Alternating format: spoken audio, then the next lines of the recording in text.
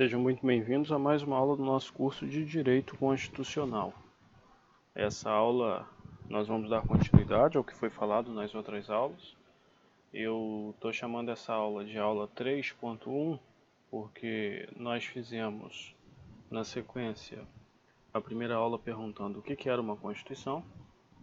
A segunda começamos a falar do constitucionalismo na sua vertente mais antiga. Na terceira falamos do constitucionalismo envolvendo as versões clássica e social, e dentre elas a Constituição dos Estados Unidos da América. Mas para uma melhor compreensão, nós precisamos contextualizar quando que a Constituição foi criada, em que tipo de contexto, qual que é a história que envolve a criação dos Estados Unidos que acabou gerando a Constituição norte-americana.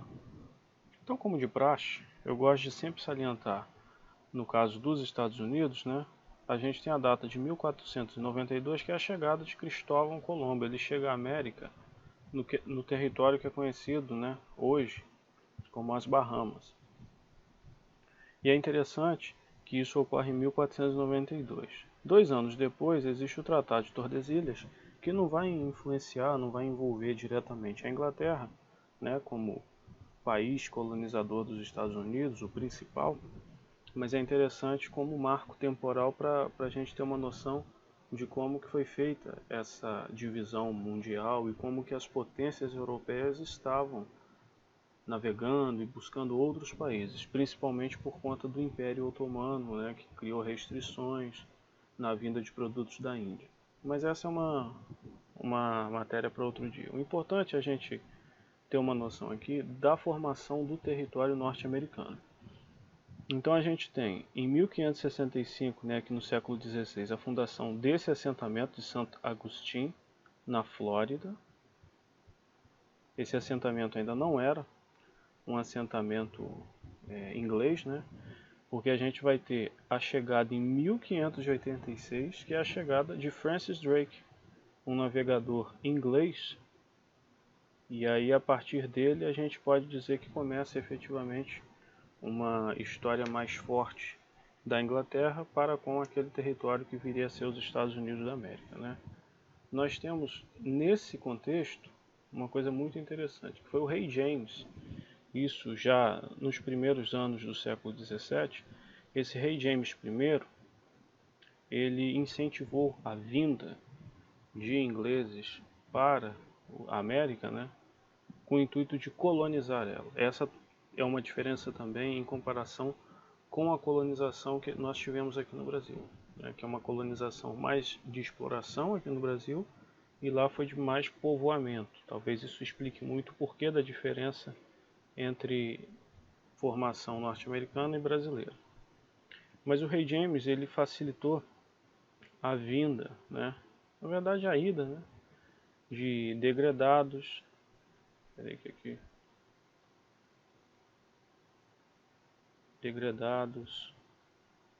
de camponeses, mulheres pobres. Então, todos aqueles que não tinham um grande status social na Inglaterra, todos eles ganharam chance de ir para essa esse novo país, essa nova terra, para tentar lá se estabelecer. E isso criou a primeira colônia britânica, que ocorreu onde hoje é o estado da Virgínia. É interessante a gente perceber o quanto que cresceu a população de ingleses nos Estados Unidos.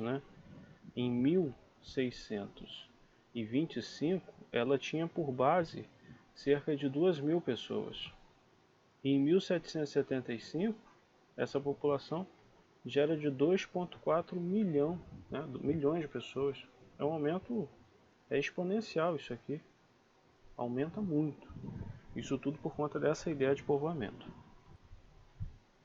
E é interessante a gente ter uma ideia como que geograficamente ocorreu a ocupação norte-americana. Eu trouxe aqui um mapa dos Estados Unidos, e aqui a gente pode deixar de uma forma bem elucidativa que essa parte aqui, do Sul, peraí que eu troquei aqui. Essa parte aqui, sudeste, né? Essa parte aqui, ela foi de ocupação principalmente dos ingleses, né? Essa parte sul, ela é de ocupação principalmente de espanhóis. Os franceses, eles pegam alguma parte do território central. E os neerlandeses, né, a gente conhece como Holanda, né, mas os Países Baixos e os suecos, eles pegaram muito essa região aqui, que ficaram com os neerlandeses e suecos. E aqui acontece uma coisa bem interessante. Esse território aqui, que hoje é conhecido como Nova York, né, o estado de Nova York. Esse território, à época, se não me engano eu coloquei até no material aqui, foi 1664 é a data. Porque os neerlandeses, eles tinham criado aqui um estado, né, uma cidade que lembrava muito o nome, levava muito o nome que eles tinham lá. Então eles criaram aqui os novos Países Baixos. Houve a criação dos novos Países Baixos. E é interessante que a capital, né, se chamava Nova Amsterdã. E na data de 1664, conforme a gente colocou aqui no material, a Inglaterra ela toma dos neerlandeses, né, toma dos Países Baixos esse território. E aí passa a se chamar, logicamente, né,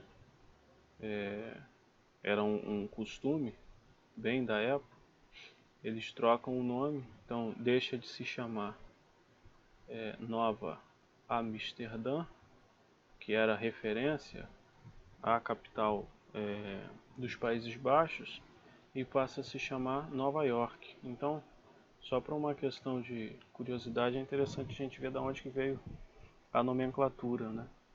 E assim foi o estabelecimento norte-americano, até que, eu não coloquei aqui no material, mas é importante, já lá no finalzinho do século XVIII, aqui a gente está no século XVII, né? Aí a gente vai ter aqui, né, o aumento da autorregulamentação do que? Das 13 colônias. E aí a gente vai ter um período em que as 13 colônias que começaram, né, elas são estabelecidas principalmente na parte leste do território americano. Deixa eu apagar isso aqui.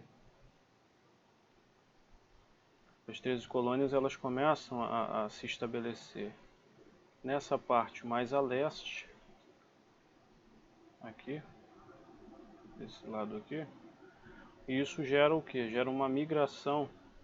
É interessante esse movimento de índios, né, para o interior do território norte-americano. E essas 13 colônias, elas começam a ganhar muita força política, porque elas começam a se autorregulamentar, né? E essa é uma forma de você conquistar a independência pouco a pouco. Nós já explicamos que a independência norte-americana, ela ocorre muito, né? Explicamos em outra aula. Ela ocorre muito por conta da Guerra dos 7 Anos, que vai ser concluída em 1763.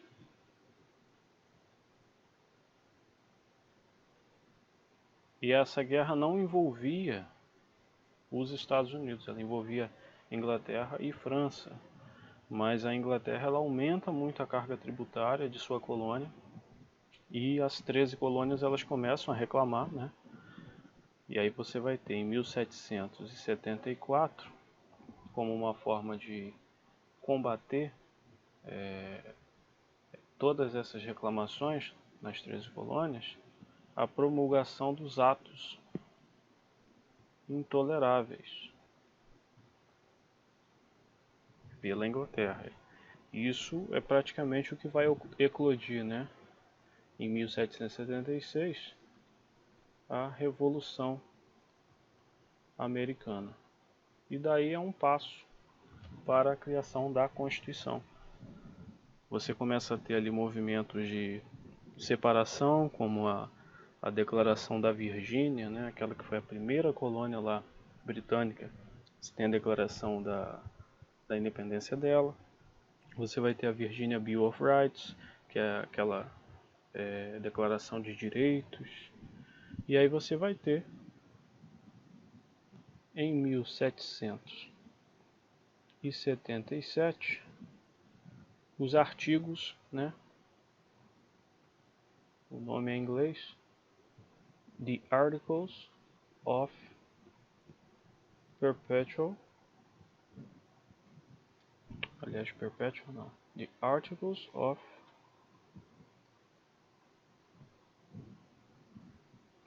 Confederation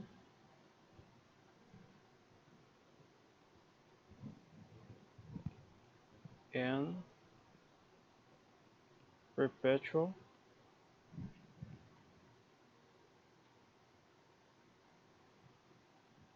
Union, que é nada mais do que a declaração de que aquelas colônias estavam efetivamente independentes e formavam uma confederação perpétua. Isso é posterior ao que ocorre aqui em 1776, que é, né, em 4 de julho, a independência norte-americana, que é celebrada, né, the 4th of July, é uma data muito famosa. Tanto que esses Articles of Confederation, eles são revistos uma década depois, na Convenção da Filadélfia. E quando sai da Convenção da Filadélfia, eles saem com a Constituição. E aí você tem como um dos representantes dos delegados, George Washington, que acaba sendo confirmado como o primeiro presidente, apesar de não ser eleito, né? Tal qual preceituava a Constituição. Mas você tem essa formação norte-americana dando origem, esse contexto histórico norte-americano dando origem à Constituição norte-americana. Passada a independência e a formação da Constituição, tem um outro ponto que eu acho interessante de ser salientado. Ele já é posterior à Constituição, mas ele vai influenciar muito o nosso estudo quando nós formos aprender sobre a 13ª emenda, que é a famosa Guerra de Secessão, né? Essa guerra ela durou esse período aqui, já no século XIX, e basicamente essa guerra era uma divisão entre os estados do norte, que já eram industriais, ou seja, era um trabalhador livre força de expressão, né? Mas já era um trabalhador assalariado, que trabalhava nas indústrias, e as agrícolas, que viviam nos estados do sul, que eram escravocratas. E aí você tem ali uma confluência de pensamentos que vai ocorrer com a eleição em 1850 de Franklin Pierce, um presidente que era mais favorável à ideia de que, quando começou a ocorrer, deixa eu ver se eu apago isso aqui que vai ficar melhor. Quando começou a ocorrer o desenvolvimento dos territórios todos, né, dentro dos Estados Unidos, nós continuávamos tendo, nesse período, né, aqui dentro do território norte-americano, as colônias funcionando mais ou menos aqui, tinham colônias no norte, mas tinham vários territórios aqui que eles foram meio que ocupados e não se sabia qual era o tipo de exploração econômica que se teria. E aí, o que vai acontecer? Com a eleição de Franklin Pierce, isso acontece aqui, em 1850. O Franklin Pierce, ele é favorável à extensão dessa forma aqui de exploração. Ele era favorável à extensão aos novos territórios dessa ideia escravocrata.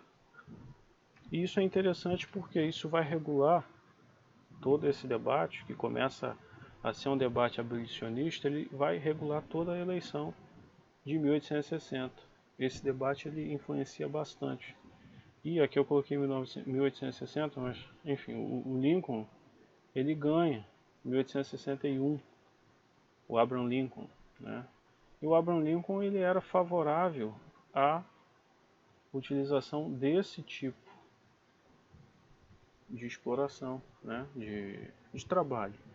Mas é interessante perceber o seguinte, o Abraham Lincoln não era um escravocrata necessariamente falando, ele fica para a história com uma ideia escravocrata e bonita, de ideia de igualdade, mas o Abraham Lincoln ele tinha ideais ali, que ele acreditava numa raça branca superior, entendeu? Ele era favorável à manutenção do regime escravocrata, aonde já ocorria, como nos Estados do Sul.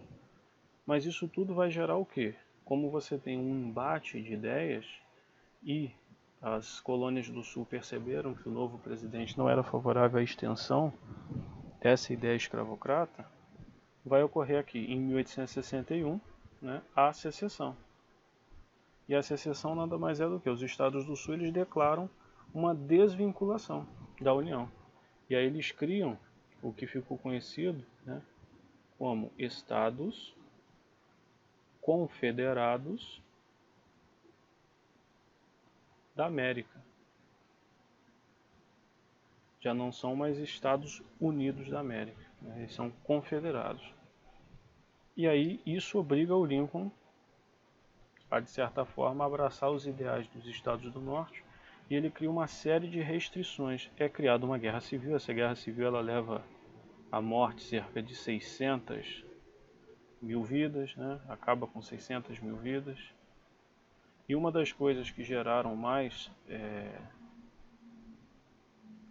com que os Estados do Sul deixassem de seguir no propósito da secessão foi seguramente a Lei do Confisco. A Lei do Confisco ela permitia que os Estados do Norte ocupassem os territórios dos estados, que os Estados do Sul tinham ocupado, né, os outros territórios, e tomassem para si. E também permitia que um escravo, né, que estava no Sul, se ele migrasse para algum estado do Norte, esse escravo ganhava liberdade. Então essa lei do confisco ela fragilizou muito essa ideia escravocrata nos Estados do Sul. É claro que essa não é uma explicação tão profunda, é uma explicação básica, mas é o necessário para a gente entender o porquê que vai ocorrer aqui durante, né, a própria secessão. A abolição da escravatura, em 1863, que é a famosa Lei da Emancipação dos Escravos, e quando termina a Guerra de Secessão, a gente tem a aprovação na Constituição da 13ª Emenda. É importante a gente ter isso em mente, porque quando nós formos analisar a Constituição dos Estados Unidos, nós vamos ver as emendas depois e vamos falar da 13ª Emenda. E para concluir a aula, vai ser uma aula breve essa, a estrutura da Constituição norte-americana. Eu vou falar um pouquinho dessa estrutura na próxima aula, quando a gente for falar da Constituição, que é sempre importante bater na estrutura. É uma estrutura que segue por base. Tem os artigos e as seções. É diferente do que a gente conhece aqui no Brasil da Constituição. Vou trazer um trecho aqui da Constituição, então você vê. Aqui você tem o artigo 1º, mas ele não tem uma estrutura, né, de que artigo 1º, como da Constituição brasileira. O artigo 1º é como se fosse o que a gente chamaria de seção, né, ou de título.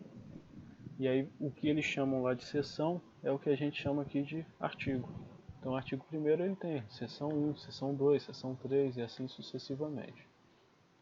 E a estrutura da Constituição norte-americana, que vigora até hoje, é assim.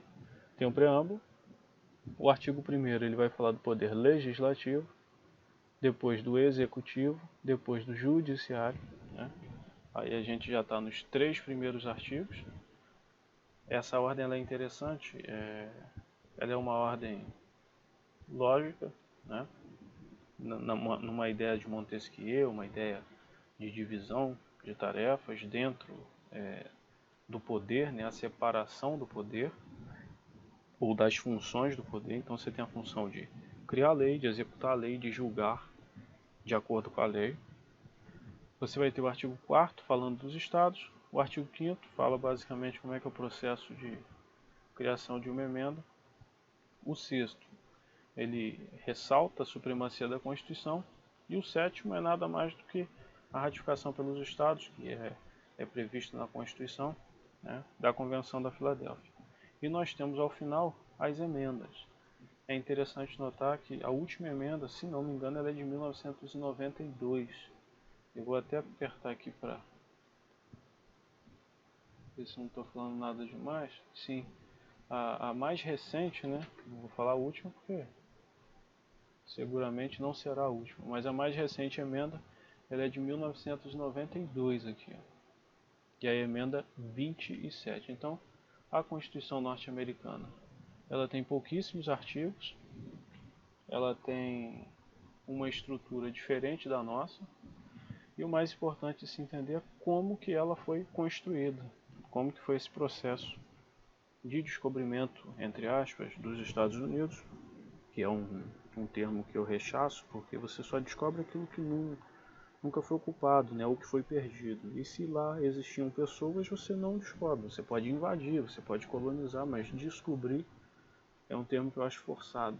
É um termo que dá a ideia de que só descobre aquele que leva a luz do conhecimento europeu. E essa é uma afirmação da qual eu não comungo. Mas é interessante a gente perceber como que foi essa criação contextualizada dos Estados Unidos da América, que acabou gerando a Constituição norte-americana, e falarmos um pouco também da Guerra de Secessão, para entendermos qual foi o contexto histórico que levou à criação de uma das emendas mais importantes para nível de igualdade, que foi a 13ª emenda, que aboliu a escravidão. Então nós voltamos na próxima aula para analisar especificamente, artigo por artigo, da Constituição norte-americana, e talvez vai ficar uma aula longa, então talvez eu divida ela em falar primeiro dos artigos e depois das emendas. Então nos vemos lá.